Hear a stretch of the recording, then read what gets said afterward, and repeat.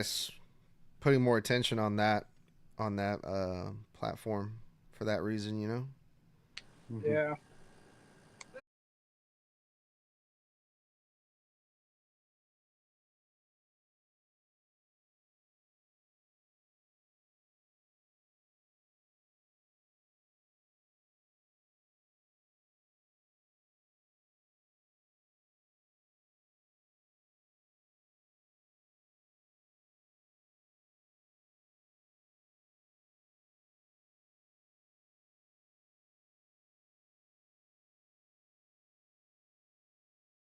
Matches that have been added to the card, and we got to see Roman, and we got a lot of cool stuff to go over tonight.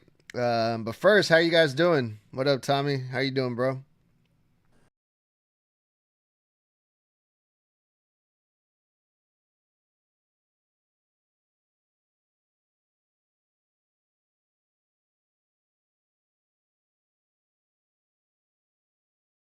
This is an old school. This question is from the Attitude Era. So I got an Attitude Era question for you guys. Okay, you guys ready? You guys ready? All right. In the context of professional wrestling, the APA stands for what? Now, whoever wants to guess first, just wrestling, WWF Attitude Era. The APA stands for what? Do you guys remember who the APA is? I For remember, but I cannot remember for the life of me what the fuck Yeah. it stands for. Farouk and Bradshaw were the Hmm. APA. They were called the Acolytes. But what does APA? What did that stand for? Do you guys give up? Yeah, I I give do. up at least. All right. The Acolytes stood for the Acolytes Protection Agency. Holy shit, what does the APA stand for? But it's the Acolytes Protection Agency. So that was pretty fun. I think I'm gonna start doing that more often to kick off the shows. So be ready for that, you guys. Are you guys ready to start talking about Monday Night Raw? Yeah. Let's do it. Dive in right on it. All right, CM Punk and Gunther, they had a face to face for their match at SummerSlam, and it started off with CM Punk talking about how Gunther's the best wrestler in the world. This is going to be a tough match. You know, it's going to be CM Punk's first title match. But then, CM Punk starts telling himself that he is the best in the world. And even though he has a short period of time to get ready, he's been ready for this match his entire life. So CM Punk, he's pretty confident going into this match. But it wasn't until Gunther came out that Gunther gave CM Punk a little reality check. And this is why I love Gunther so much. Sorry, Toxic. I know you don't like Gunther, but this guy means business. He's not, here for the bullshit and the drama, or he's not here. Oh, I respect you, CM Punk. Oh, I'm so excited to face you. No, he's like, I'm gonna beat you. You ain't got no chance in hell, and I'm gonna retain my title, and I'm gonna make you regret it. So Gunther laying it out clean for CM Punk. You got no chance at SummerSlam, and I really enjoyed this segment between these two guys. It makes me want to see the match more. I'm excited for this match, and we still got a couple more weeks, so I'm interested to see what else they're gonna do here. But what did you guys think about this? I personally think that I said this while watching the show. This match is long awaited. We should have got this match, or not should have, but it's a match that everyone has been wanting to see. But I just I feel like that they waited too long to set this up. They should have probably set it up like a week or two back, because now there's basically no time to continue it. to build the story up more, all you have is, oh, I'm CM Punk, I'm the best in the world. Gunther, I like him, but he's, in my opinion, one of the best wrestlers in the world right now. He done this, he done this. Gunther, you say you're the best in the world. I say I'm the best in the world. I did this, you did this. It just, they, if they want to build it up more, then they gotta do like a lot next week, or else this is just gonna feel rushed. As much as I loved this segment, I have one issue. Gunther, the problem is everything that you said, almost word for word, you have already said to both Goldberg and main event Jey Uso. Almost word for word. The whole, I'm going to have you lay down on the mat. You're going to look up in the sky and see that I was right. You said that word for word to Goldberg. Like word for damn word. You're just re-saying everything that you've already said for the third fucking time. Like, start getting a little bit more original here, bud. Because you're getting a little bit repetitive here. So get a little bit more original, especially when going head to head on the mic against CM Punk, of all people. Interesting, because I don't remember Gunther saying the same thing for his promo with Goldberg that he did here with CM Punk. Probably, I mean, it's the same idea. Like I said, Gunther, he means business. He's just gonna let his opponent know he's gonna beat him flat in the ring. They got no chance, and better luck next time. I mean, was it really word for word though? I don't think so, Tommy. Come on, let's be real here.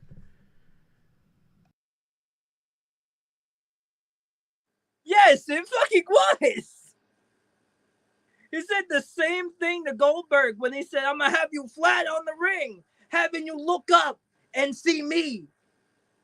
Like, basically. With the, they exposed the turnbuckle, and they fought dirty. It was this match was snug, no pun intended, and they're 1-1 now. They're tied, so I'm kind of curious to see what's gonna happen next with Rusev and Sheamus. I believe this match. Who was it? Sheamus won this match, right? Rusev won last week. Sheamus won this week, so they're tied. What do you guys think is next, and what do you guys think about this match? I I as I was watching the match, I'm thinking, okay, it was kind of boring in my opinion. It was kind of boring in my opinion.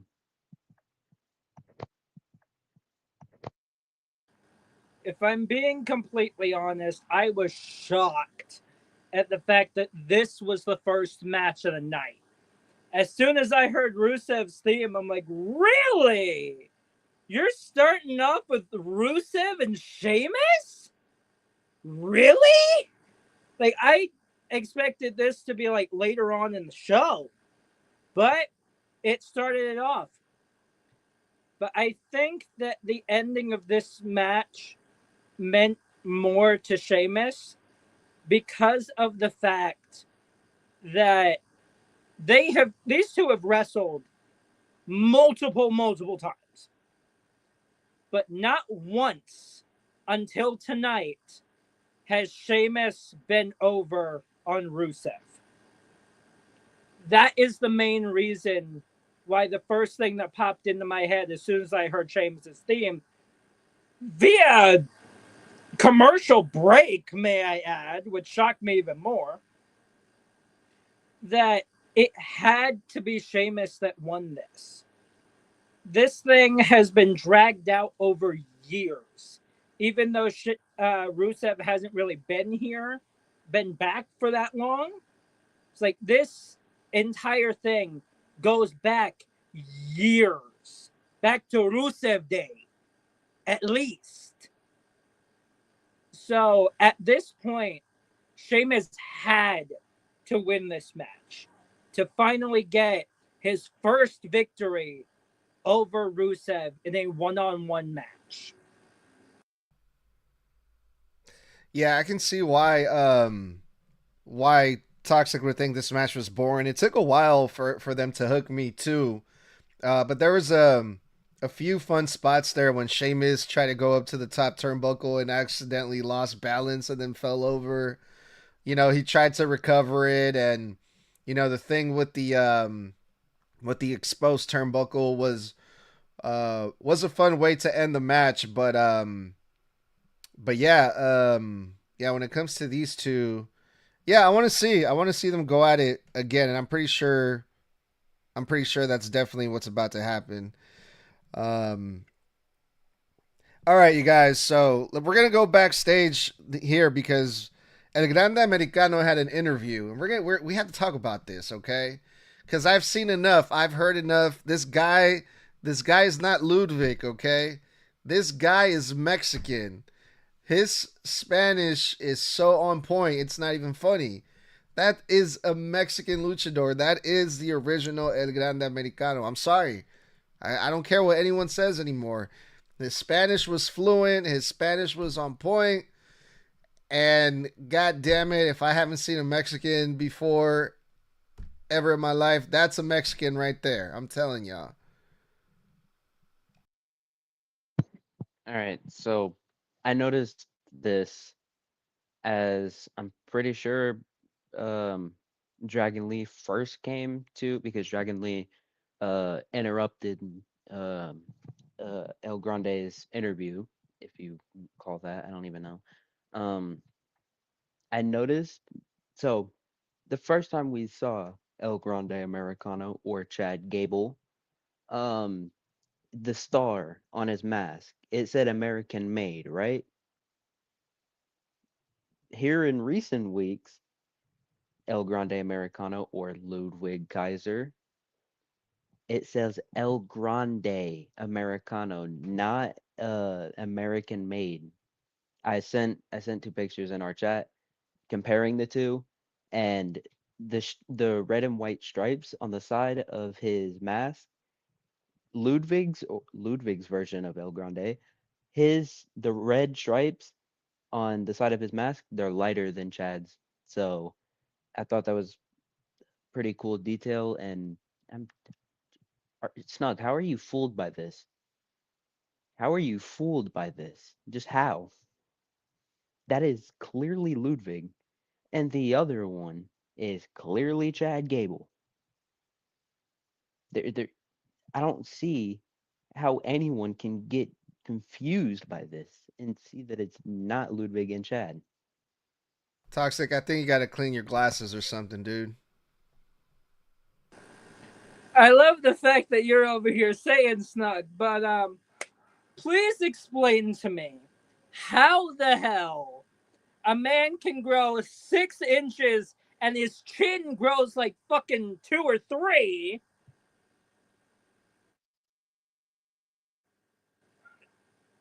No.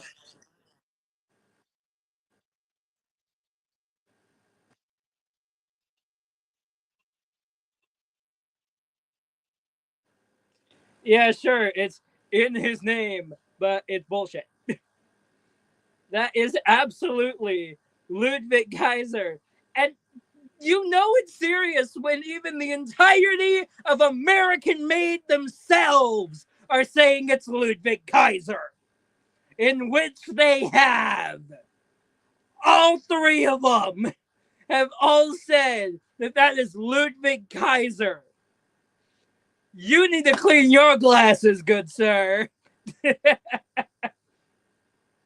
But I do see a possible match at SummerSlam because I don't think they're going to have it next week. I'm hoping they have it at SummerSlam because they still need to kind of build that card up since we're still at like, what, 8 matches right now? Maybe a little bit more than that. So they still need to put like a good couple more matches in there. So I'm hoping that Ludwig Kaiser and Dragon Lee go head to head at SummerSlam, especially after all of that. Yeah, who knows? When it comes to Dragon Lee and Ludwig, I don't know if that's a match that you should have at a SummerSlam, but they are trying to do something with them because this interview or backstage segment kind of led to the next match, which was another triple threat tag team match, and it was a number one contenders match. The winner is going to face um, the Judgment Day for the tag team titles. However, notice how the last tag team to hold the titles, which is a New Day, they were in this number one contenders match. So this isn't a complete like rematch clause situation where the former champions automatically get a title shot, but at least they were considered in the number one contenders match. Unlike the poor Street Profits over on SmackDown. What I wasn't expecting was the team that actually won this match was the LWO of all teams. I didn't think it was going to be the New Day. I was kind of thinking it was going to be the Creed brothers because the Creed brothers were looking really good in this match. And with everything involving El Grande Americano and Dragon Lee, I guess it made more sense to me that it would be the Creed brothers. But the LWO get a shot at the tag team titles. And I think that is really refreshing because now we get to see a new tag team other than the New Day or the War Raiders or the Judgment Day get a crack at the titles. But because this was a triple threat tag team match, there was no disqualifications and everyone was getting involved and everyone was beating each other up, even the people that weren't involved in the match. I'm wondering, there is this going to build to like a feud with, the Alpha Academy or no, what are they called? Alpha Academy, right? American Made. American Made, thank you. American Made versus the LWO.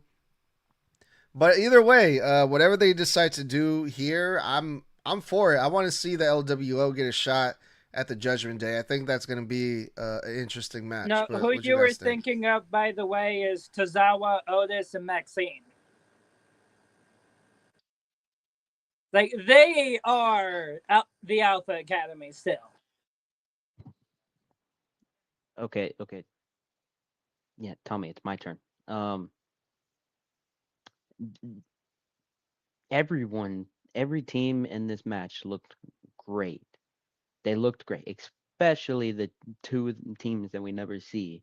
When's the last time we seen LWO on Raw? Yeah, try and think about that one. Anyways, uh, I'm glad we're seeing the LWO going for the tag titles, and I actually kind of hope they win, even though it would be the Judgment Day's first defense, and it just wouldn't make sense. But I think that the LWO should take it because they are long overdue. In specifically, Joaquin Wild and Cruz del Toro, they are well overdue for some titles.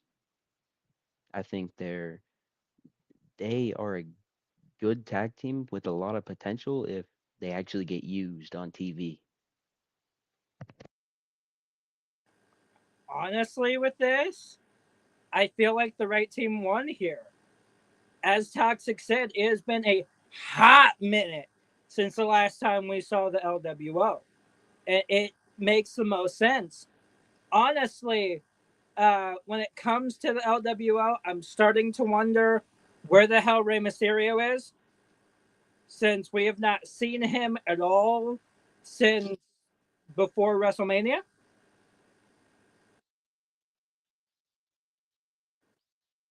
Yeah. So I'm starting to wonder how long it's going to take for him to come back, since we haven't seen him since before Mania. So we'll overall see how this goes. But the problem here is that when it comes to SmackDown, when it comes to Raw, SmackDown has a ton of tag teams. Raw, on the other hand, has like I believe like a few less. So SmackDown, I believe, has more than Raw does to consider when it comes to a multi tag team match like that. Well, we got some breaking news on Monday Night Raw. One of the craziest things that happened on this show. It wasn't a match. It wasn't one of the big stories on the show or one of the big angles that, takes up most of the time or involving any huge stars. It was the news that was broken backstage by Grayson Waller.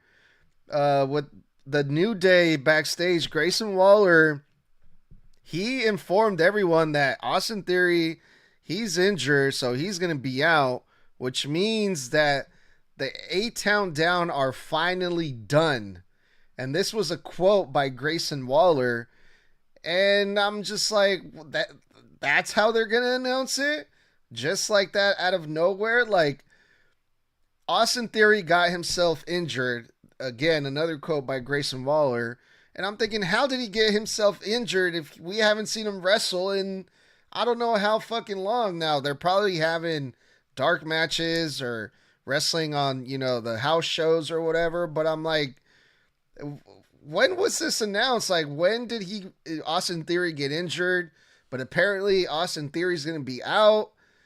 Well, I guess it shouldn't really matter because we never get to see him anyway. But yeah, just like that. After months and months and weeks of them teasing a possible breakup, and nothing happens. And then boom, just like that, Grayson Waller just announces A-Town Down is finally done. What the hell is going on here, you guys? Help me out.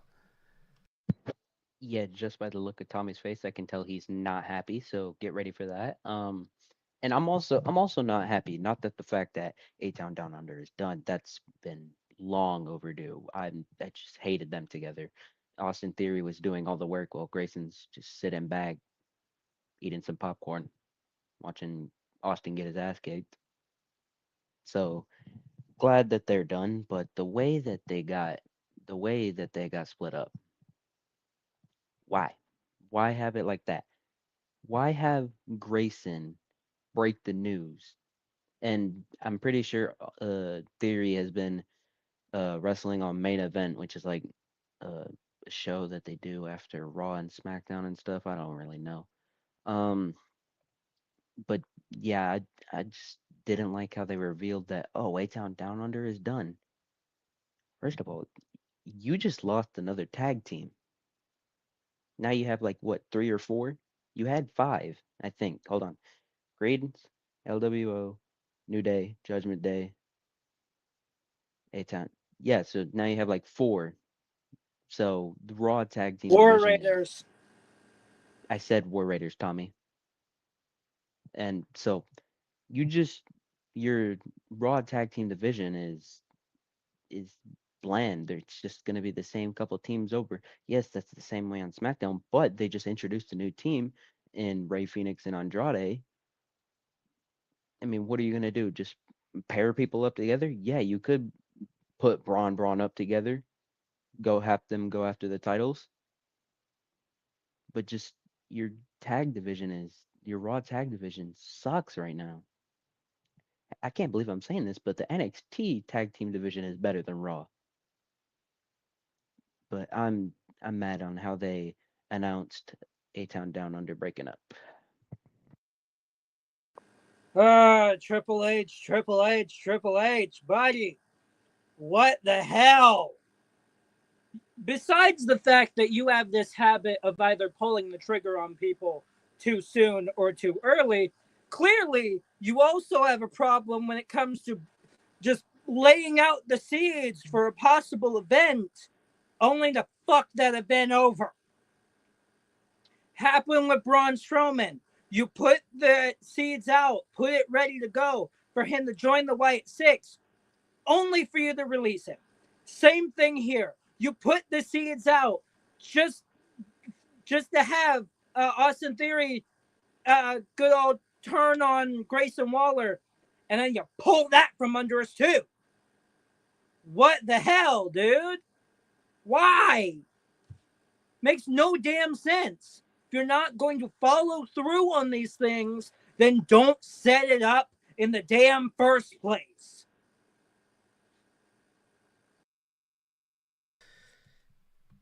I have no idea what the fuck is going on with this, you guys. I mean, Austin Theory was getting some pretty good crowd reactions, in the commercial breaks, in the dark matches, and I guess we're not gonna get that typical babyface turn that we're so used to seeing in these situations. That gets that big moment, that gets the big pop. Oh my God, Austin Theory turned on Grayson Waller.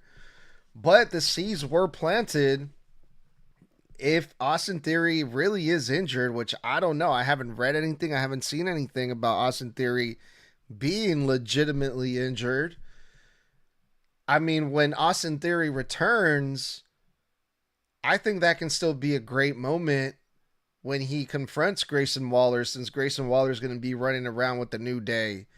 And then he's going to show up and kind of like the whole Liv Morgan situation right now with Raquel and Roxanne.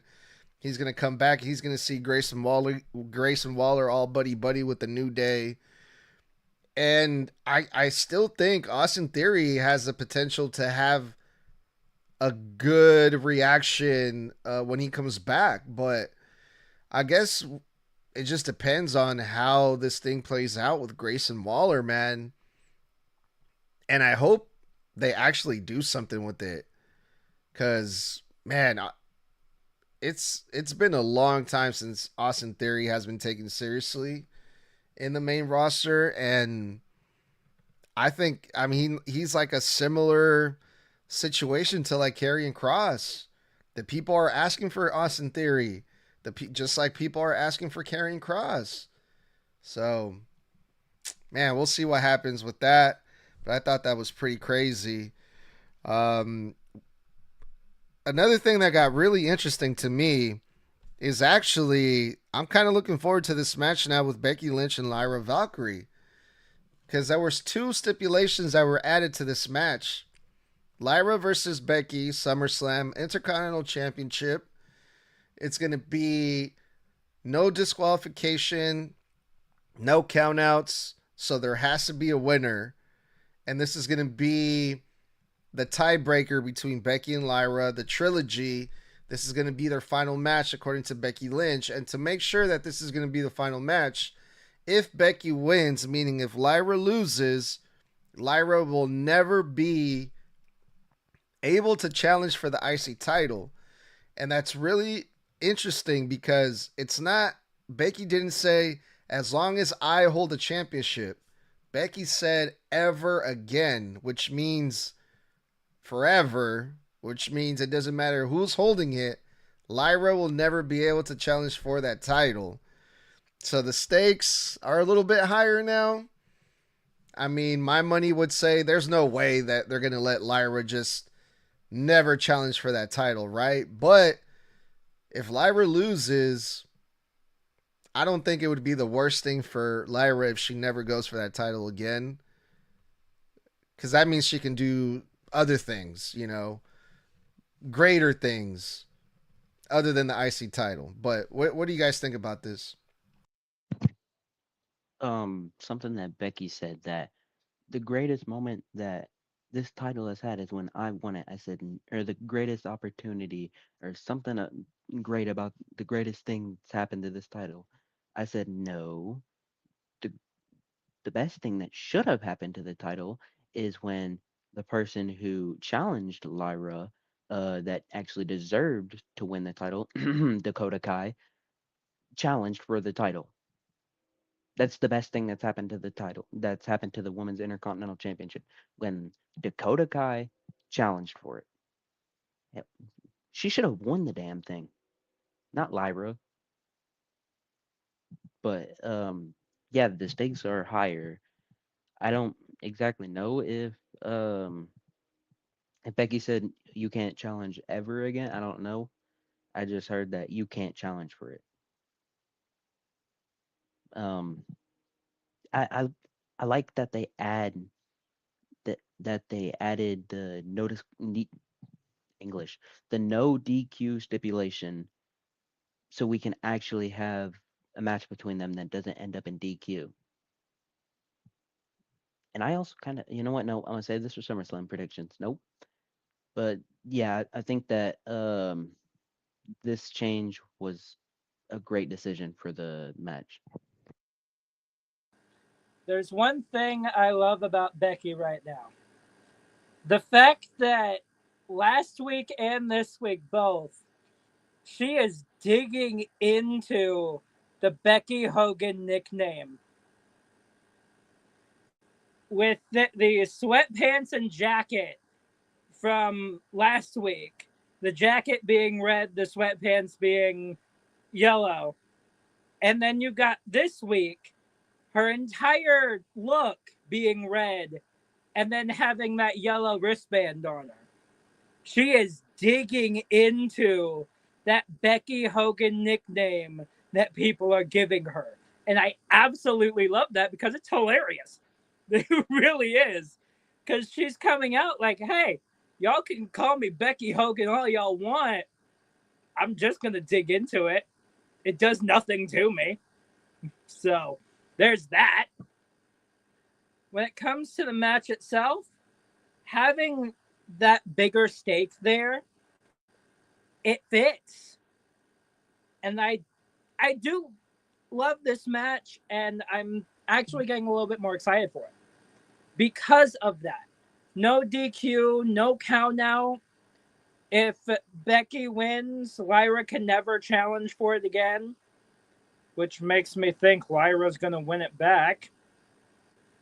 But still, at this point, it also makes me think that via what happened during the tag team title match, in which we will get to later, Bayley's going to get involved because of the fact that it's no DQ.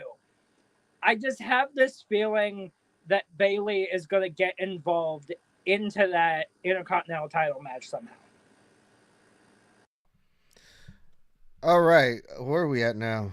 So we just talked about Going into the Bayley. women's tag. Thank you. So this match was announced right before Monday Night Raw by Adam Pearce on social media. They announced that Lyra is going to be teaming up with Bayley. First of all, why? What the fuck? These two have been feuding. They've been having matches against each other. And I know this isn't the first time where two opponents are forced to team up. But it's like, okay, these two, they're not even in the tag team division, and they get a title match right off the bat, just like that, out of nowhere. And I think this is a way just to have Bayley still be involved and be a part of this feud with Lyra and Becky Lynch, because other than that, it makes no logical sense to have Lyra and Bayley team up together and then get a title shot. Like, it's just, let's just put these two together, give them a title shot, and that's it. I mean, they didn't earn it, they didn't deserve it. They haven't fought other tag teams to get this title match. They haven't done anything to get this title match, and they got one, and they almost won too, by the way. For a second, I thought they were actually going to pull it off because Dominic Mysterio getting involved, and then, you know, AJ Styles being out there chasing Dominic out. There was a lot of distractions here, a lot of things happening. And I'm like, holy shit, what if Lyra and Bayley actually win it? But I kind of remember some of the things Blood has been saying, that they're waiting for Liv Morgan to come back, so Roxanne and Raquel, they might not lose the titles until Liv Morgan comes back. So with that logic, Raquel and Roxanne were the right ones to win this match, and they did. And, you know, the whole story that they were telling in the ring was, can Bayley and Lyra work together. Obviously, they can't. But Raquel and Roxanne, they're not having any issues working together anymore. They're working pretty well, just just fine. Them two. But yeah, thoughts on this tag team match, guys. I'm with you, Snug. I thought that Bailey and Lyra were actually going to do it because of the way that both of them were working together in this match. At like middle to end, they started actually working together. Basically where Lyra bounced off of the term or the springboard, and then Bailey like threw her. I don't know what to call it. Blood would probably know. Um, I thought that they were actually going to do it, and then Dom and A, all that stuff. It's actually that's funny. Yeah, just I kind of hated how it ended. Just it, the finish was weak for me. I don't know why, it just was. But I liked the match. The match was kind of good. A couple segments before this, a big thing happened that Lyra said. Lyra goes up to Bailey and just goes, "Hey, I just got done talking to Adam Pearce. You asked for this? What? Bailey, you have been feuding with Lyra Valkyria for like the past few weeks now.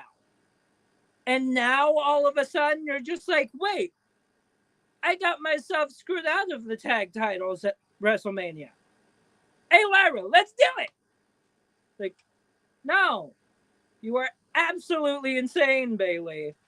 No, should not be happening whatsoever. This match was bull.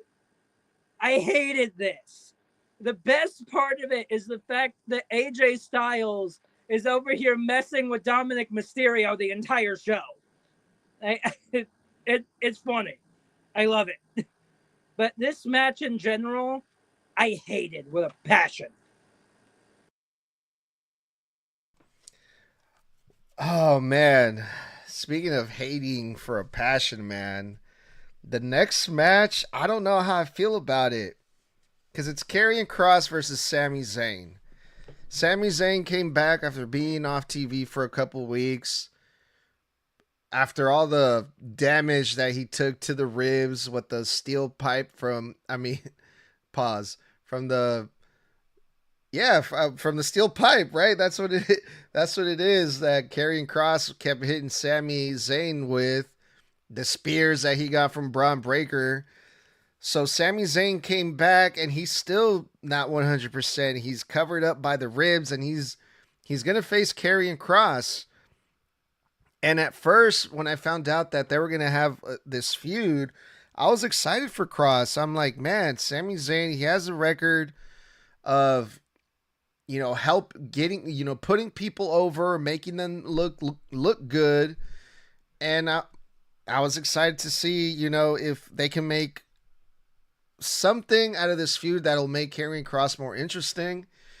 And I don't know if that's what's happening right now because Karrion Kross finally got the win, right? We've been asking for it.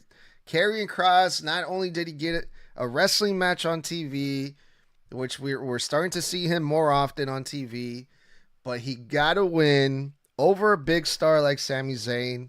That's perfect. However, Karrion Kross, who's a genetic freak compared to Sami Zayn, had to cheat and use a steel pipe to defeat a Sami Zayn, a weakened Sami Zayn that's not even 100%. And I understand that Karrion Kross is a heel and that's what heels do. They cheat.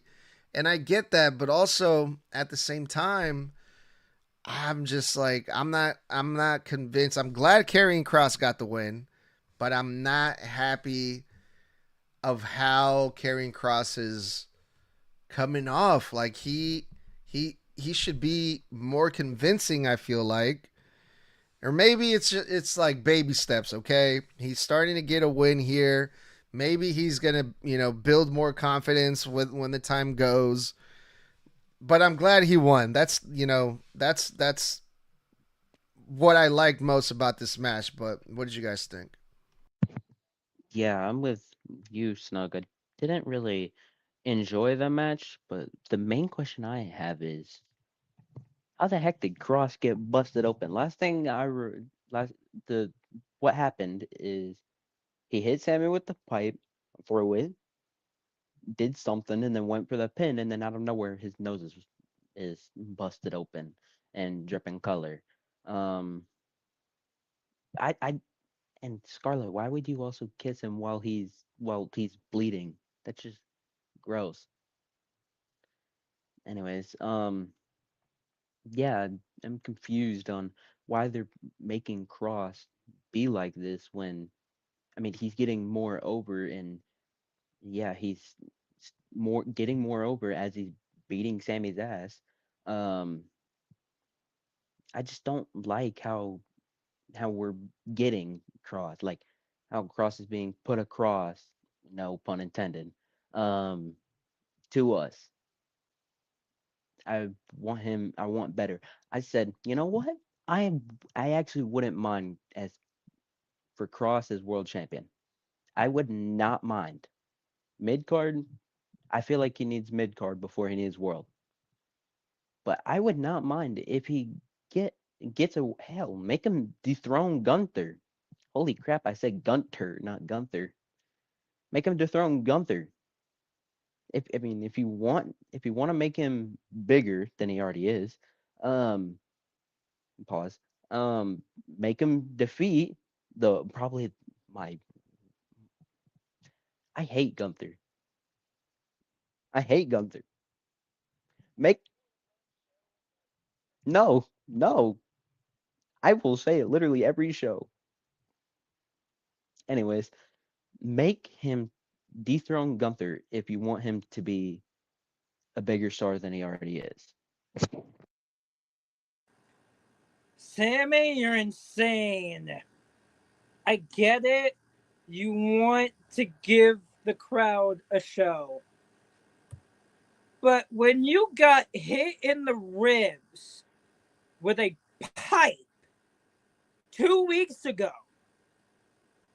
and now you're wanting to come back, and I get it. You want to give the fans a show and all of that. But Karrion Kross was at 100%.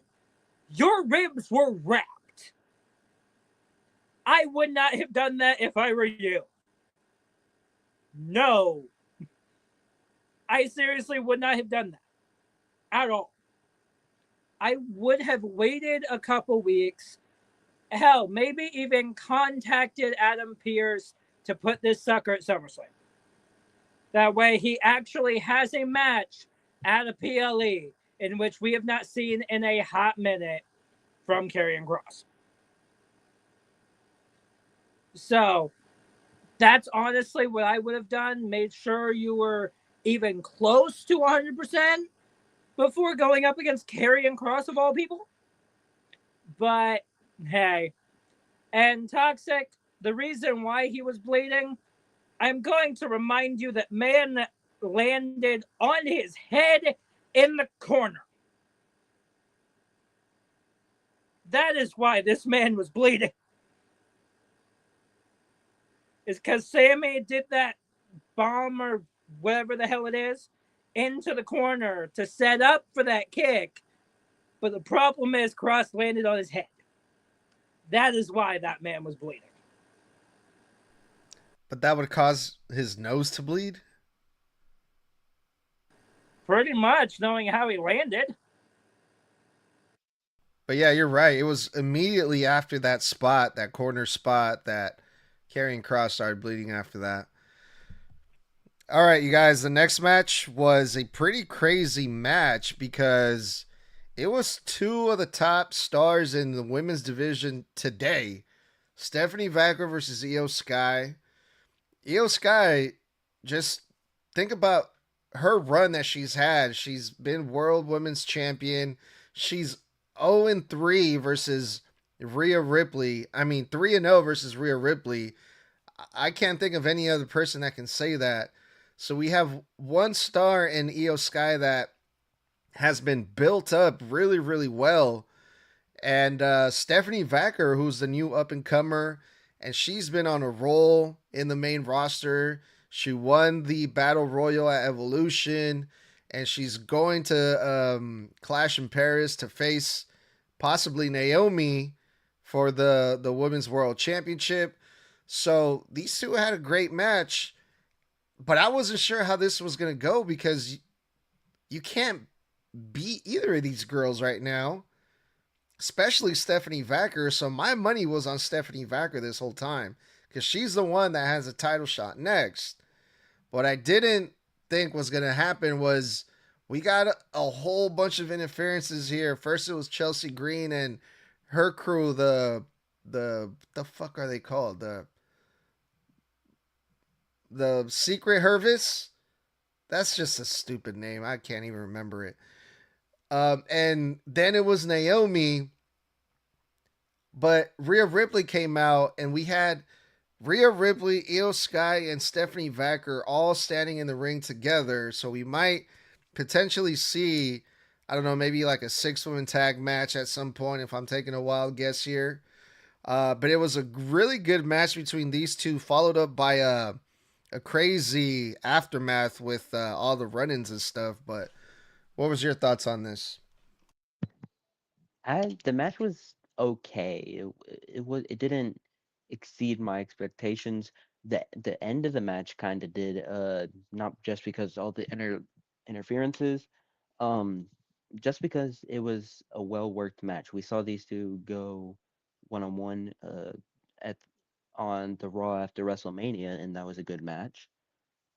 But we didn't get to see the end, and we still won't get to see the end. Thanks, Chelsea and Julia and Roxanne. Thank you. Anyways, I did not expect Rhea to come out. I thought Nikki Bella was gonna come out because we've been seeing like whenever Nikki returned to Raw, which was like a couple weeks or I don't remember. It was the night that no, the night before. I don't know. It was I don't know. Anyways, I just we saw Nikki and Io have a backstage thing, and then last week I think it was, I'm pretty sure, um, Stephanie and Nikki had that thing where uh, Stephanie helped Nikki from getting jumped. So yeah, I thought it was gonna be Nikki coming out, but hey, Rhea came out. So yay! Just why call it? It's hard to even remember what Chelsea's group is called. Like make it something easy for someone to remember, but just I'm kind of not liking where this is going. If they put Rhea in this after SummerSlam, then no, just I'm not gonna be happy about this. Oh boy. All right. Here we go. The match itself is great. It's pretty much exactly how I expected it to be. Two basic high flyers themselves in the Master of the Sky herself, Io, and then you've got Stephanie Vaquer. It made sense there for it to be a fantastic match, as it was. Oh boy, Secret Hervis. I get it. I get it. You wanted to fuck over Stephanie again. In which the ending, I kind of expected Io, honestly. Like, my money was more on Io than it was Stephanie Vaquer. Because I was thinking she has a triple threat title match literally next weekend. Between the two of them, Io needs it more here to build that up. But they both were kept safe via an interference, which makes sense. I do love that because it works. It really does between them because it keeps them both safe. One for next weekend with Io, and then one for Clash in Paris, in which she has not lost since she won that tournament. Like, since she won that Battle Royal. She has not lost since. So technically, Stephanie did not lose here, which keeps building her up more. At some point, we need an ending to this match, though. At some point, these two need to go head to head and have a definitive winner.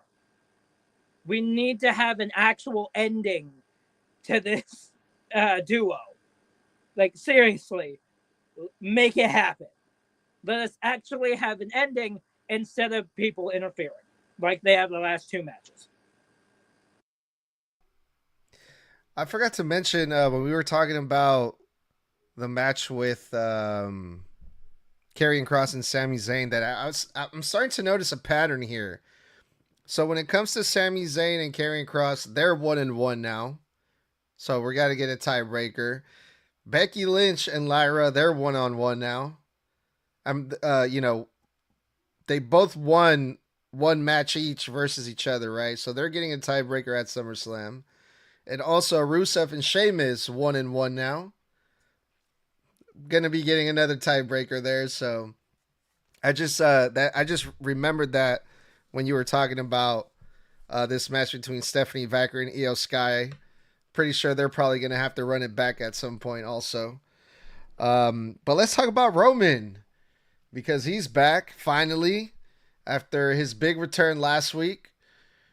Roman Reigns confronted Paul Heyman, and Paul Heyman did his Paul Heyman things. He tried to talk his way out of this one, tried to weasel his way out of this one.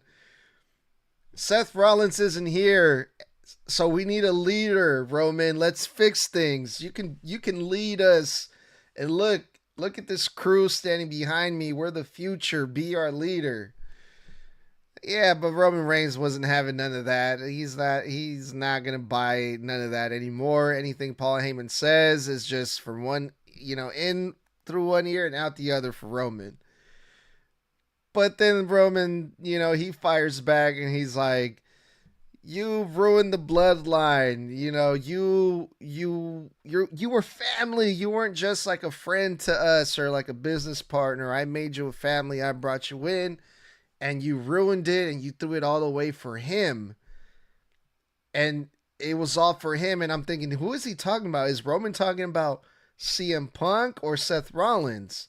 I wasn't sure because all Roman said was you for your friend. You traded family for best friend.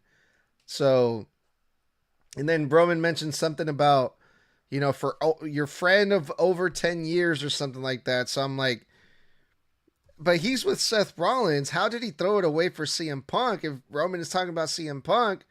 If he's standing with Seth Rollins, not CM Punk. So I was kind of confused by that. But the crazy thing about this whole segment was the fact that Braun Breaker stood up to Roman Reigns. And Braun Breaker grabbed the mic and he confronted Roman Reigns in a little promo battle. And I thought that was really great because they've been putting over Braun Breaker as a future. This guy's the next top dog. He's, the next WrestleMania main eventer. Braun Breaker, he's the big deal now.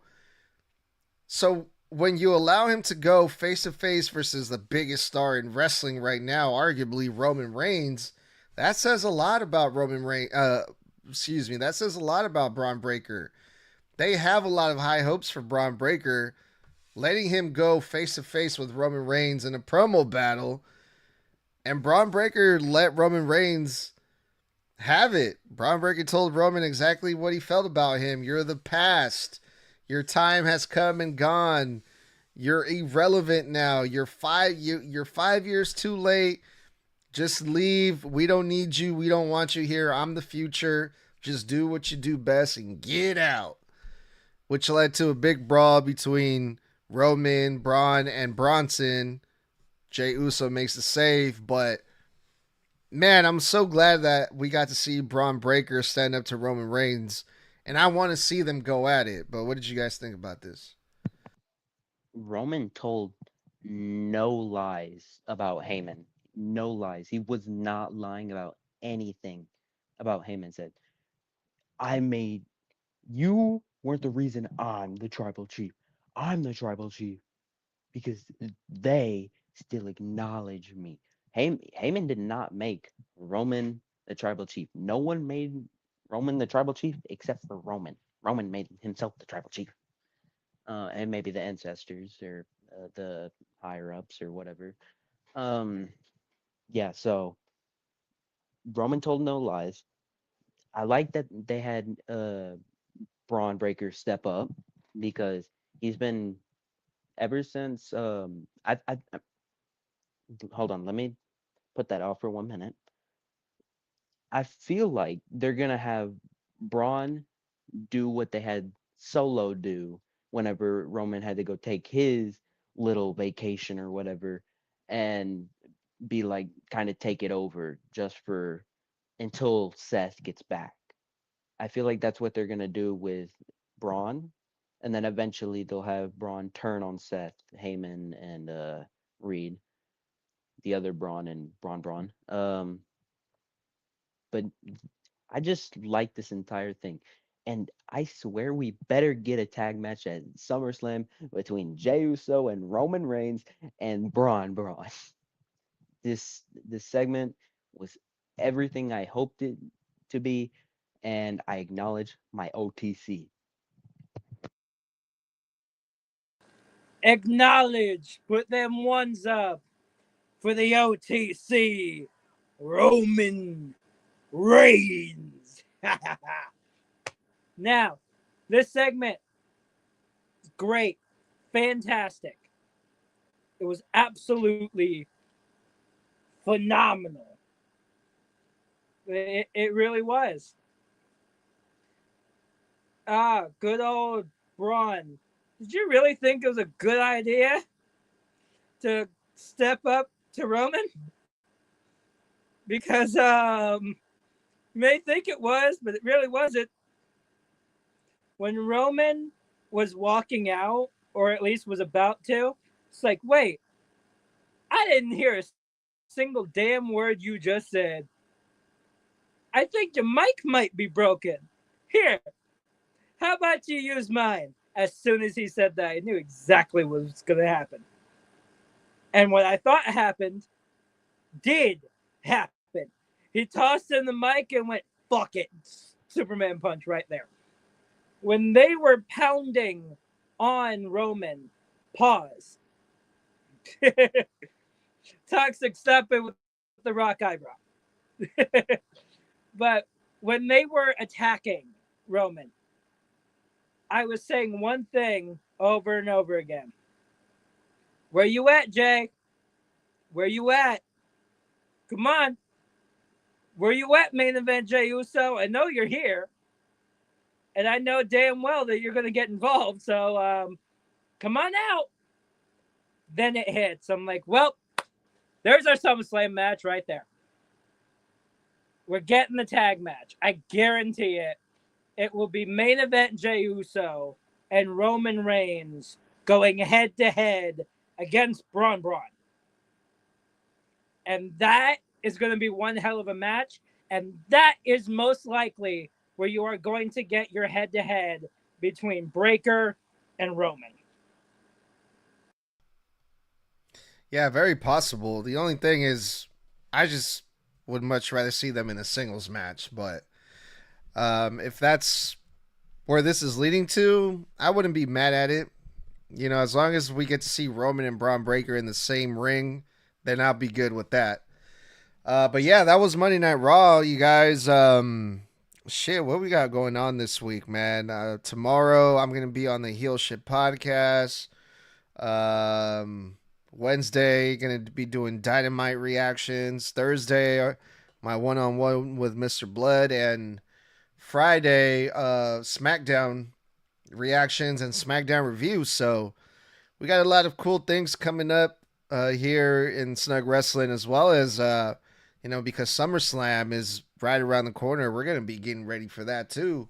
Probably be doing some Next predictions. week it's gonna be real busy for you because we got the Raw review next week. We've got the predictions on Wednesday. Got the Friday night SmackDown review. Saturday, we're probably going to be going over SummerSlam the first night. Wait, no, I'm thinking of next weekend. Never fucking mind on that. The point still stands. Next week is still going to be one of the busy ones. Oh yeah, most definitely. But I'm looking forward to it. Should be a fun time. So until next time, you guys, thanks for hanging out with us today. My name is Edgar. I'm the host of Snug Wrestling. Peace out, y'all. Good night. No yeet. Let's get out of here. 4 letters. Oh, let us. One word. One word. Ah!